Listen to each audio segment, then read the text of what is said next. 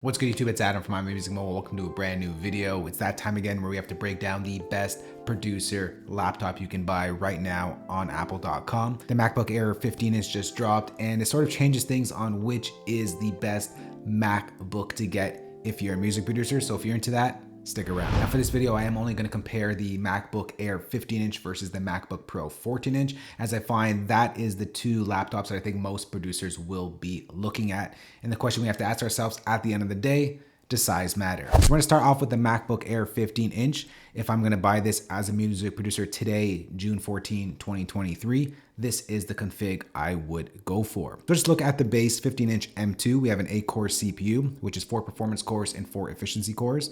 We have a 10-core GPU. As a music producer, we don't really care about the GPU cores. We mainly focus on the CPU and RAM. We have 8 gigabytes of unified memory and 256 gigs of SSD storage. If the budget allows it, definitely upgrade the RAM first and then the SSD. All of your sound libraries, your samples, and everything like that can live on an external hard drive, and you can operate like that just fine. You can't upgrade the internal RAM, so the first thing I would recommend to upgrade is the RAM itself. So let's just say that we go with the base model right here, and that sits at $1299 US.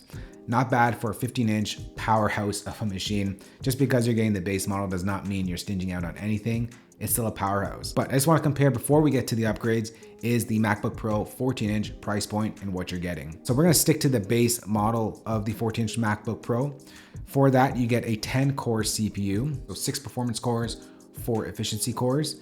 We have a 16-core GPU, so 6 more cores on the GPU front. But once again, for music producers, we don't care for the GPU. We're getting 16 gigs of unified memory and 512 gigs of SSD storage.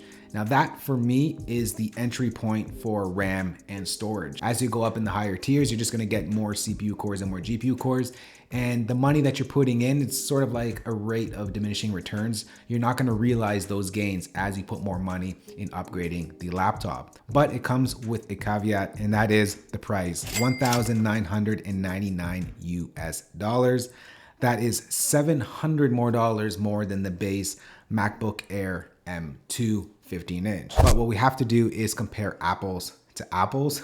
So we're gonna change our 15 MacBook Air to a 16 gig unified memory and 512. If the budget doesn't allow it, step down and leave it at 256 SSD, but definitely upgrade the 16 gigs of RAM. You will notice a difference on how many tracks and how many plugins you can use in your sessions. But once again, if we are comparing apples to apples, let's add in the 512 SSD. And now we're at $1699 versus the $1999 price point of the MacBook Pro 14-inch. On one hand, the MacBook Air 15-inch is a 15-inch screen with slightly less performance as far as the CPU goes. But over on the MacBook Pro 14-inch, we get more CPU, but a smaller screen. So you really have to think about the size of the screen and does that matter to you, that extra inch. I do want to point out that the MacBook Air 15 has 100 gigabytes of memory bandwidth and the Pro has 200.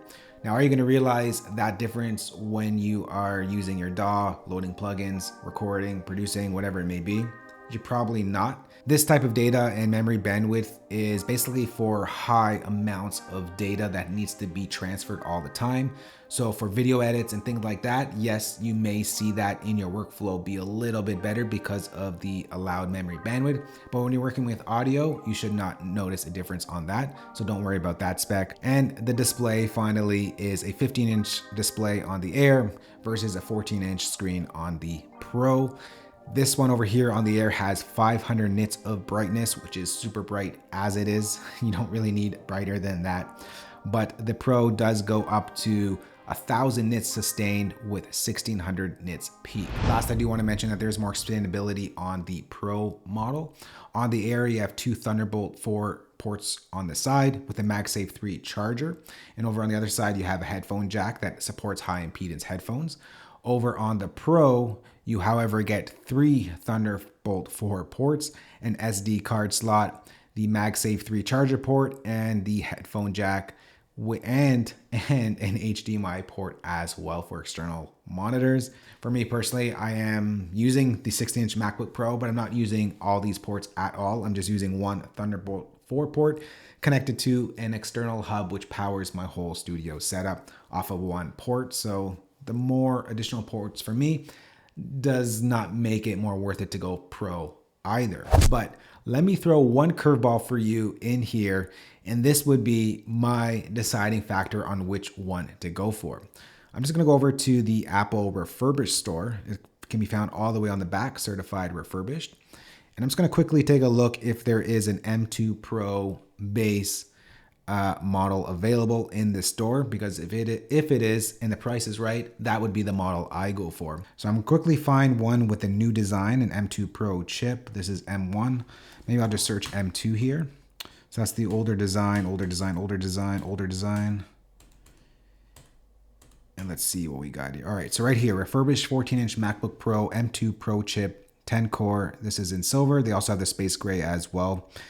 $16.99. So if this was me, I would trade that extra inch of screen real estate, get the 14-inch MacBook Pro refurbished with more juice in the CPU, more juice in the GPU, even though we don't use it, but who knows, maybe down the line you want to get into some video work as well. And you are getting that 16 gig of unified memory and 512 SSD with the better screen. But my recommendation, if we're not looking at the certified refurbished shop, the 15-inch MacBook Air is the way to go for music producers.